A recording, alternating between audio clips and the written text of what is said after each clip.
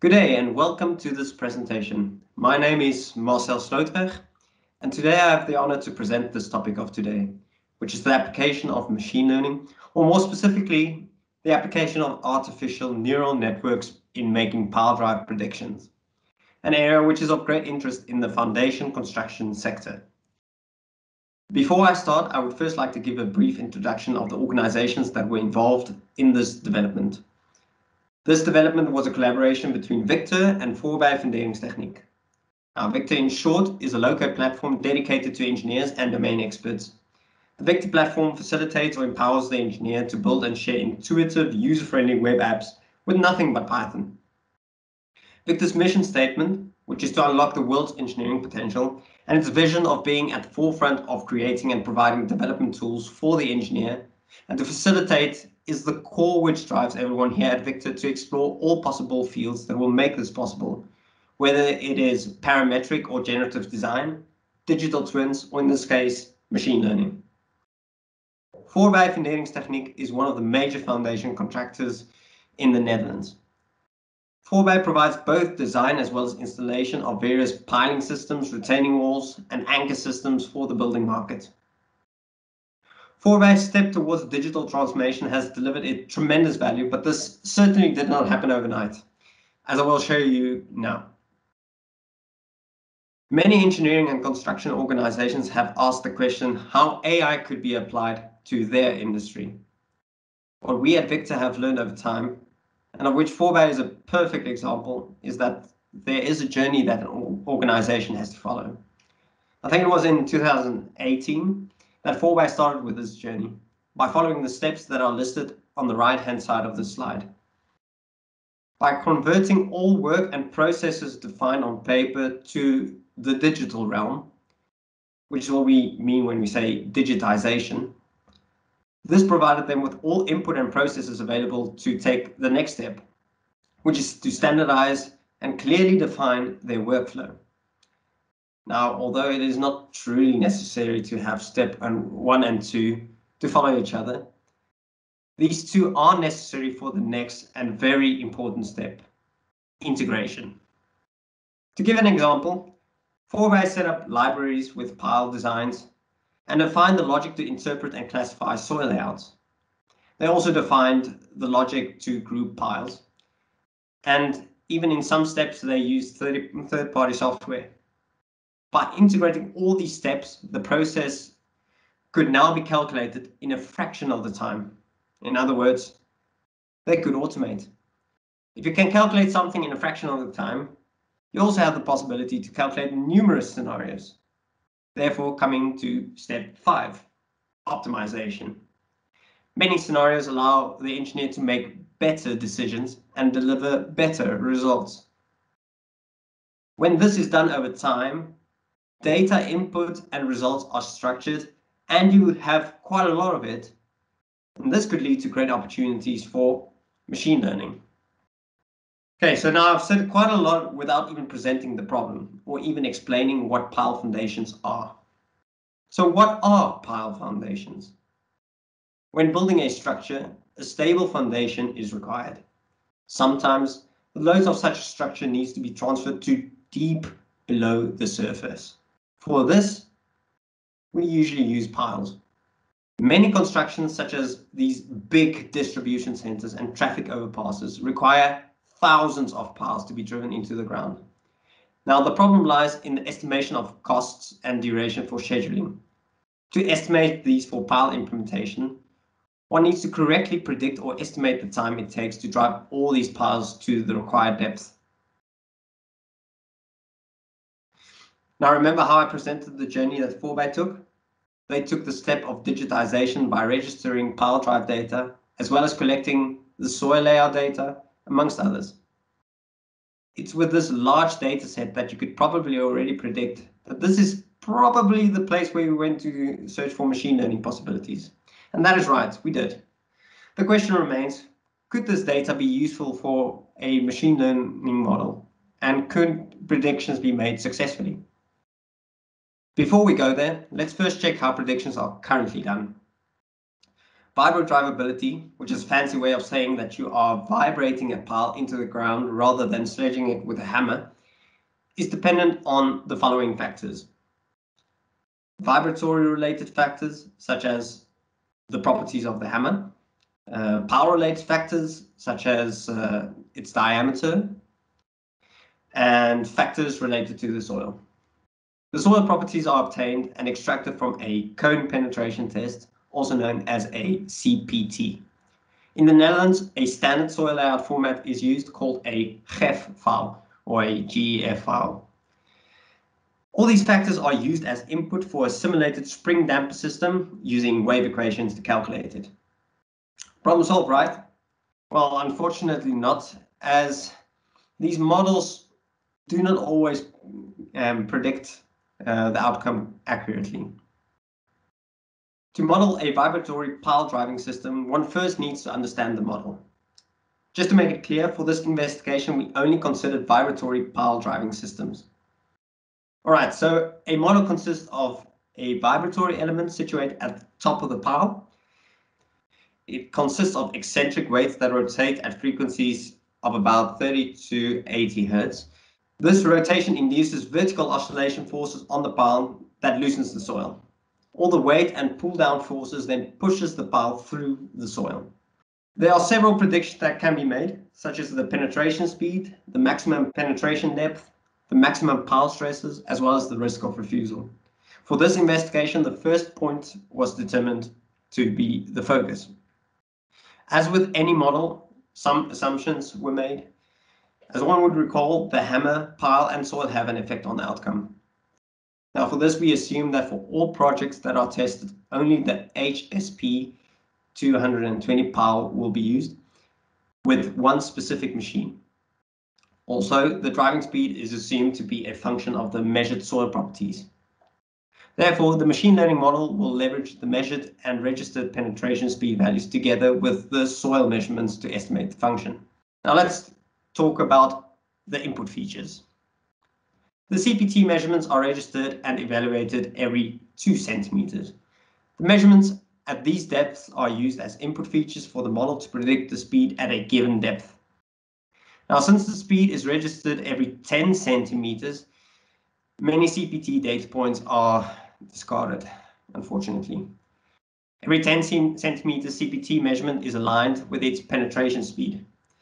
From the CPT data, as well as the pile diameter, some other meaningful physical quantities can be derived, such as the cone force, or the force at the tip of the pile, the shaft force, as well as the total force on the pile. The CPT measurements can also be used to classify soil compositions, for example, whether the soil is clay or sand. This is done with a method called the Robertson method. The model also considers the soil measurements 50 centimeters above and below the current depth.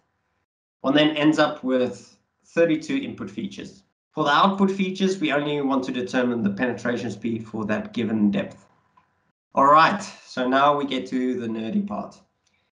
As we can see on the slide, there's a typical diagram of a feed-forward artificial neural network with a cyan color nodes representing the input features, the yellow nodes, the output features, and those in between, the hidden layers. Now, I don't want to spend too much time on explaining the model, but basically the neural network was set up with 5 hidden layers, with the numbers as shown on the slide. The grid search was applied together with the strategy to have fewer units each consecutive hidden layer. As you can see, 256, 128, 64, 32, then 16. For the stochastic gradient optimization, the Adam optimization algorithm was deployed with the presented hyperparameters. The gradient is updated with random batches with a batch size of 256, as this number of data points approximates the number of data points for a single pile drive measurement.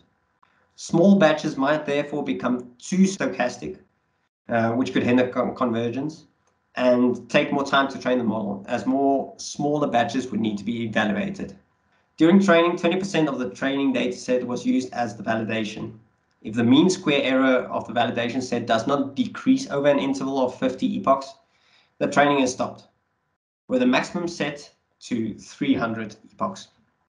Okay, so the model structure is now set up, but how do we train it in practice? For this, the VIKTOR platform was used to build an app that could facilitate the user in training a machine learning model. Now, how does this look like? Well, firstly, the GIF files are uploaded and automatically processed, parsed, and classified. Then the pile drive data is coupled with processed CPT data, after which a model can be trained. And once this is done, a model can be used to predict the pile drive speeds. For the investigation, 2 cases were considered, one in South Holland and one in North Brabant, as shown on the map. Both have vastly different soil layouts. Also, 2 scenarios were considered, only, or at least one uses a few measurements to predict the rest of a project. The other scenario considers the case of using a pre-trained model to predict another location. And now to get to the results. For scenario 1, as mentioned, a small data set, 10%, was used to train the model. As one can see from the classification diagram, the soil for South Holland looks relatively homogeneous and also does not differ from one location to another, as you can see from those 2 different soil layouts. On the other hand, North Brabant is the complete opposite. This is also visible in the results we obtained from the trained model. The South Holland location showed a 13% mean absolute error compared to the average measured penetration speed, while the North Brabant location showed worse results, with a percentage of approximately 18%. This is visible when looking at the width of the distribution of those 2 histograms, seeing that the top one is quite narrow compared to the bottom one. Surprisingly, by increasing the training data set to 90%, does not show significant improvement. For scenario 2, where a model was trained on one location to predict another location, in this case South Holland model was used for the North Brabant region, the mean absolute error was estimated to be approximately 31% compared to the average measured penetration speed. From the diagram, it is clear that this histogram's width is much broader than those of the previous slides. Here we have a slide showing the results of the 3 cases for a random single pile trace.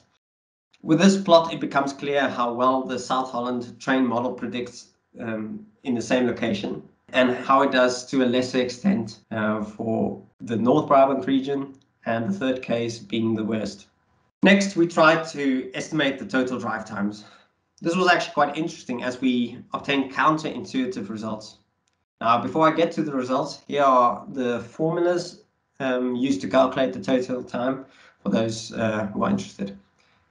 Now, if one can still recall, South Holland performed much better than the North Brabant region with the previous results. Now, why is that the total drive time estimation is much better for North Brabant? For those who are confused, the mean absolute error, or the x-axis, ranges for plot A up to 30 minutes, and for plot B it only goes up to 5 minutes. All right, so the reason for this has to do with 0 measurements.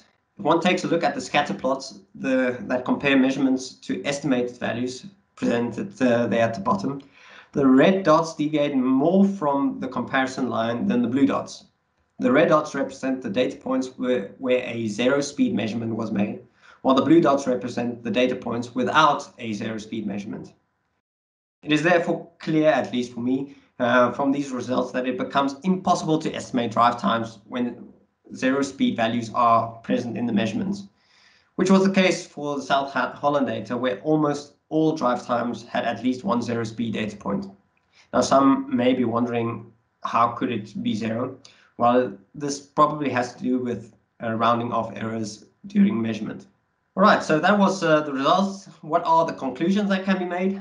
Well, firstly, the proof of concept shows that for every construction company, there's an opportunity to apply machine learning to their workflow without a deep understanding of the subject. Then in terms of the results, the model performed best where a small portion of the pile field is used to train the model. In practice, one could consider taking initial measurements during a project to predict the entire project during execution, or one could use a pre-trained model for projects in that location to make predictions. It would also be interesting to compare these results with other software, which we have not yet done. And also measurements could be improved by considering to also register time to overcome the total drive conundrum, as we only registered speed for these cases. But I guess the main takeaway from this investigation is that one's model is only as good as the data it receives. So what is next? Now, because the results were so promising, we have decided to continue with this research. The main focus will be to apply feature engineering and to understand the model better,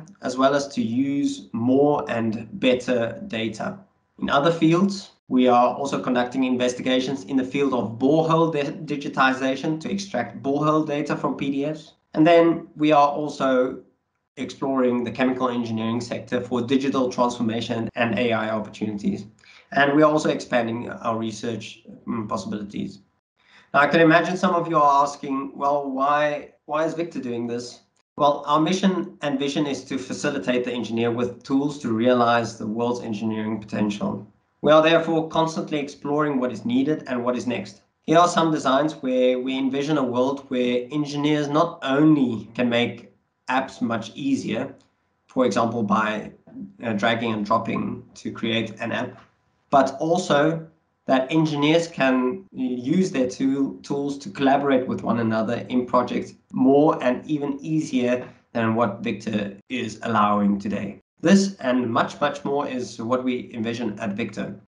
So if you are curious, you can try out the free version by going to VIKTOR's website, or if you have access to the slides, just follow the link present at the top. Also interesting to note, the work that was presented today, the application, or at least part thereof, is open sourced. So you can just go to our GitHub VIKTOR page called VIKTOR Platform, and there you can find a demo version thereof. Finally, I would like to thank Lars Janssen, who is responsible for this investigation and who built the app. Thank you.